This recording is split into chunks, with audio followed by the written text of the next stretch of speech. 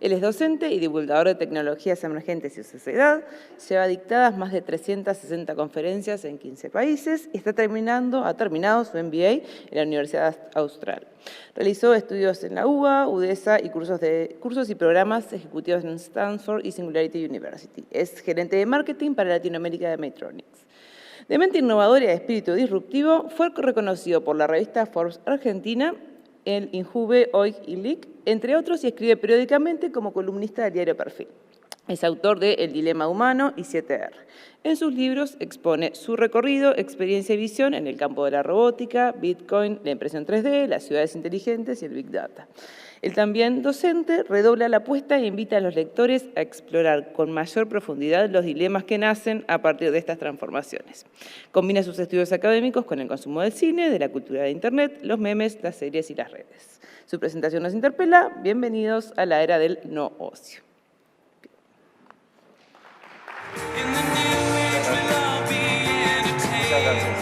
Muchas gracias.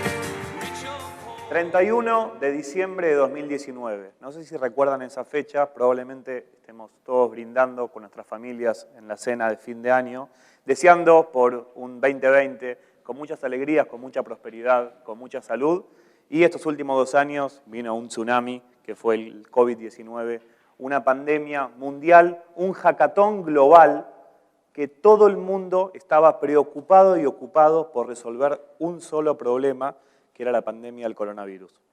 Casi 2 años y medio después, el mundo cambió drásticamente. El producto más vendido estos últimos 2 años fue el alcohol en gel, y sin lugar a dudas los cambios culturales, económicos, políticos y sociales que estuvimos atravesando fueron inmensos.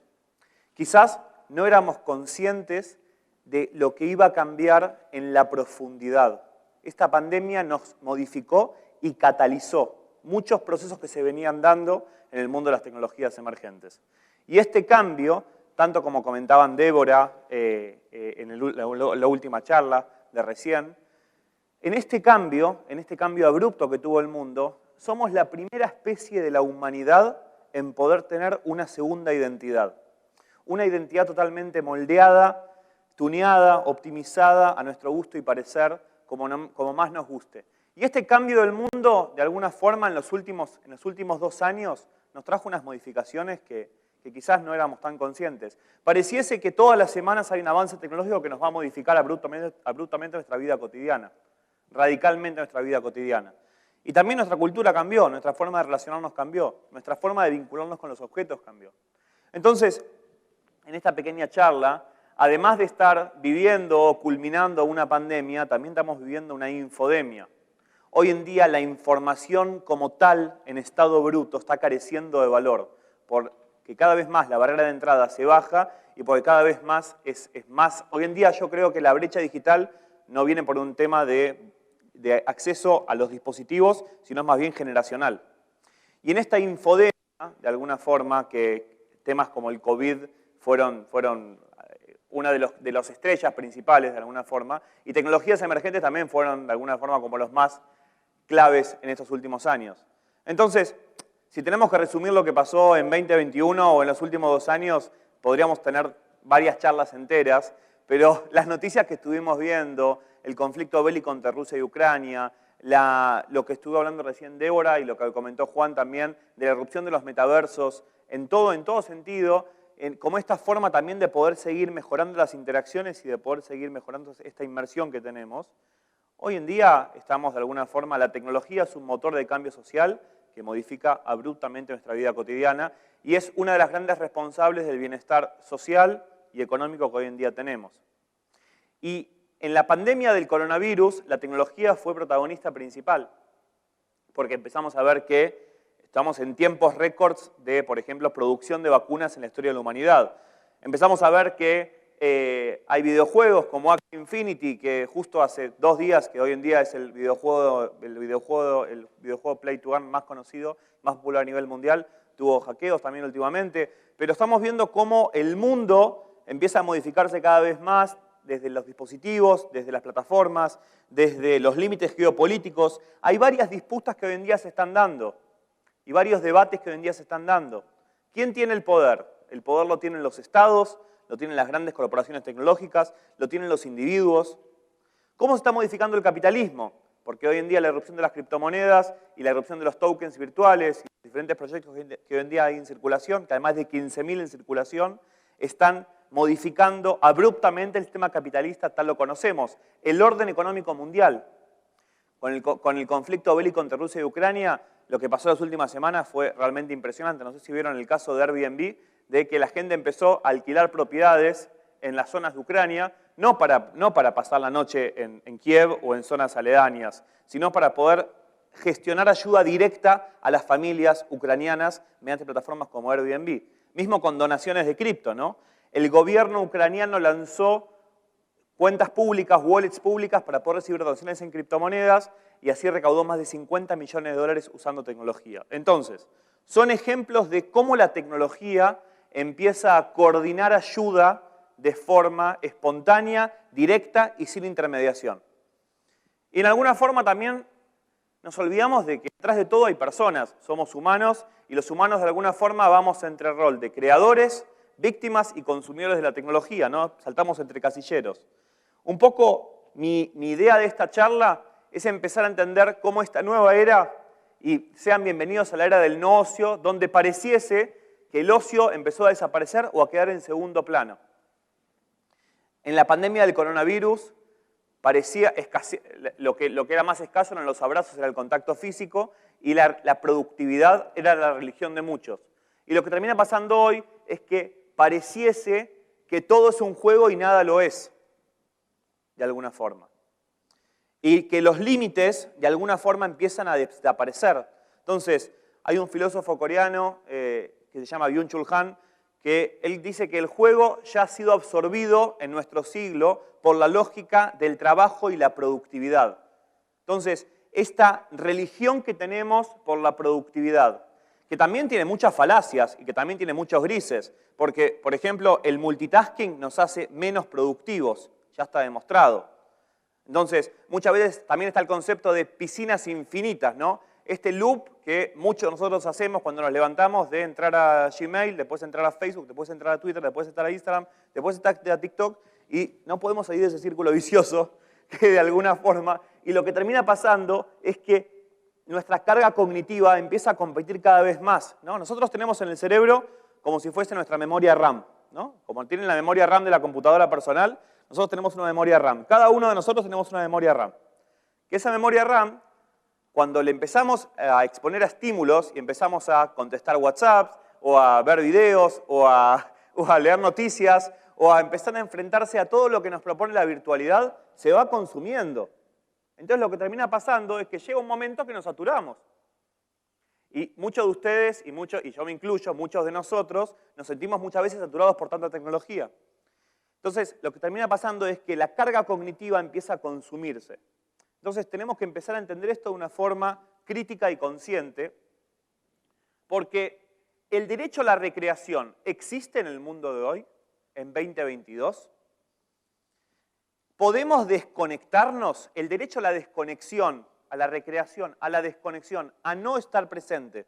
Porque hoy en día, si yo tardo más de una hora en responder un WhatsApp, ya piensa la otra persona que me pasó algo terrible. Y nos pasa a todos eso. Entonces, ¿existe esto en el mundo de hoy en día? ¿Nosotros nos podemos desconectar? ¿O yo tengo que levantarme todos los días y empezar a exponerme a la cantidad de contactos? Porque probablemente tengamos todos nosotros mucho más contactos mediante plataformas que contactos físicos presenciales. Entonces, probablemente yo vea a lo largo de un día 5 o 10 personas que encuentre presencialmente, pero en la virtualidad estoy tratando con decenas de personas todo el tiempo, y ustedes probablemente también, en todos los grupos que manejamos, etcétera, etcétera, etcétera. Entonces, y un poco lo estuvieron compartiendo los otros colegas que estuvieron exponiendo acá en la charla de hoy, pero estamos como atravesando 3 generaciones en los videojuegos, en los juegos, y el ser humano con los juegos siempre tuvo una relación muy directa para poder aprender, para poder entretenerse, ¿no? Con los juegos en general. Y en la primera generación, de alguna forma, uno jugaba por el puro disfrute de jugar. Uno jugaba por el puro disfrute de jugar. En la segunda generación, empezamos a, si uno quería mejorar la experiencia, tenía que pagar. La irrupción de los bienes virtuales, de alguna forma. Y esa generación, de alguna forma, o los videojuegos freemium, ¿no? Donde nos daban un pedacito gratis y después si queríamos empezar a mejorar la experiencia, teníamos que pagar. Hoy pareciese que el jugador está en el centro del juego. Entonces, en los juegos NFTs, además de uno pagar para empezar a jugar, uno tiene una propiedad y todo es una propiedad que se puede transaccionar. Yo tengo 31 años y yo me acuerdo que era un jugador de videojuegos muy serio, de mundos virtuales, de lo que llamaba Multiplayer Massive Online Games, MMORPG, que yo me acuerdo que, por ejemplo, si uno entraba de remate o a Mercado Libre en aquel entonces, se vendían cuentas de jugadores. Entonces uno podía comprar una cuenta de un jugador que el 95% de las veces era una estafa, ¿no? Porque mandaba la plata, no te mandaba nada y no había ningún contrato de por medio. Hoy, con la irrupción de los juegos NFTs, todo se empieza a... Entonces, acá lo que me parece interesante de esta nueva generación es que, y también hay algo que de alguna forma es contradictorio, ¿no? Porque, ¿por qué estamos generando escasez digital en un mundo donde el coste de replicabilidad en la era digital es cero? Porque yo hoy en día puedo sacarle una foto a cualquier archivo, foto o guardar un video con un coste de replicabilidad que es cercano a cero, por la cantidad de gigas que hoy en día tenemos gratis o plataformas que hoy en día podemos de alguna forma acceder. Entonces estamos generando replicabilidad o escasez digital en un mundo donde la replicabilidad es cercana a cero. Y forma parte hoy en día de los mundos que nos rodean, ¿no? Y también todo eso tiene... Hay un autor que a mí me gusta mucho que se llama Jaron Lanier, que es uno de los pioneros de la realidad virtual, que es un científico de la computación norteamericano, que escribió un libro en 2014 que se llama Who Owns the Future, con algunas teorías y especulaciones acerca de cómo iba a ser el mundo en los próximos años. Y una de sus teorías era que el ser humano, en aquel entonces, estoy hablando del 2014, hace poquito, hace 8 años, hacía muchas cosas gratis. Publicábamos contenido, reportábamos un accidente de tránsito en Waze, veíamos publicidad y todo eso lo hacíamos gratis. Porque hoy en día las grandes plataformas, sin que nosotros generemos contenido, son ventanas nulas, no son nada. Entonces, su propuesta en el 2014, que muchos en aquel entonces la consideraban utópica, era que el ser humano iba a empezar a cobrar por todo lo que en algún momento estamos haciendo gratis. Y esto es un poco lo que hoy en día nos termina pasando, ¿no? Porque la tecnología nos está habilitando procesos de desintermediación y procesos de democratización, por ejemplo, en los videojuegos con el fenómeno de los juegos NFTs, pero en otras industrias también. Ya no dependemos de que haya un banco, una empresa o un ente que controle y centralice esto. Mismo como los proyectos que estuvieron conversando acá, que de alguna forma las comunidades proponen y se organizan en forma autónoma, sin depender de una entidad que la pueda centralizar. Entonces, y hoy en día, aunque esto suene un poco catastrófico, es lo que termina pasando, ¿no? Porque hoy en día nuestra especie está como esclava, somos esclavos de nosotros mismos y de nuestras propias necesidades de ser productivos, de alguna forma presionados también por el ambiente. Entonces, y yo creo que la pandemia del COVID-19 también catalizó esto, catalizó la religión de la productividad. Y tenemos que acordarnos que ante todo somos personas y la evolución tecnológica, y se los dice alguien que viene trabajando hace muchos años aprendiendo en tecnología, la tecnología es una herramienta y como tal tenemos que considerarla. Los límites que le demos son responsabilidad nuestra. Entonces, toda tecnología es una herramienta. Cuando se inventó la bomba atómica, lo último que se pensó fue en Hiroshima y Nagasaki. Cuando se inventó Internet, lo último que se pensó fue en que haya una deep web con redes de trata o redes de narcotráfico. Son todas herramientas. Entonces, lo que yo quiero dejarles es, no hagamos una apología a favor ni una demonización de la tecnología. Recordemos que, al fin y al cabo, somos personas las que estamos atrás. Entonces, muchas veces hablamos de machine learning, NFTs, metaversos. Nos olvidamos que atrás de eso hay personas, que seguimos interactuando con ellas. Entonces, hoy en día, el mundo está completamente loco y está aún mucho más loco después de la pandemia del COVID-19, que ojalá que termine muy pronto y nos saquemos todos los barbijos estos que tenemos. Ojalá que pronto. Pero, y la tecnología sigue evolucionando, y evoluciona mucho más rápido que los cambios sociales, económicos y políticos. Entonces, seamos conscientes de las cosas que nos terminan sucediendo. Y un poco, mi pregunta de la charla, que los quiero dejar con más preguntas que respuestas, es ¿cuáles son los costos de estar monetizando todo aquello que nos da placer? Hace muy pocos días hablaba con una compañera de trabajo que fue al Festival Lollapalooza en Argentina. Se hizo hace muy poquito. Y me comentaba que prácticamente no estuvo ahí. Estuvo en su dimensión virtual publicando y generando contenido constantemente. Y le pregunté, pero ¿estabas en el recital? ¿Estabas ahí? ¿Estamos ahí o no estamos ahí? Porque pareciese que estamos tratando de simular presencia constantemente. Estamos simulando presencia y disimulando nuestra ausencia. Simulando presencia y disimulando nuestra ausencia. Porque hoy en día lo que termina pasando es que si yo estoy cenando con un amigo o cenando con mi familia y yo pongo mi teléfono arriba de la mesa, por más de que esté la pantalla arriba o pantalla abajo, estoy mandando una señal indirecta de que es más importante lo que sucede ahí en el teléfono de lo que le estoy diciendo yo.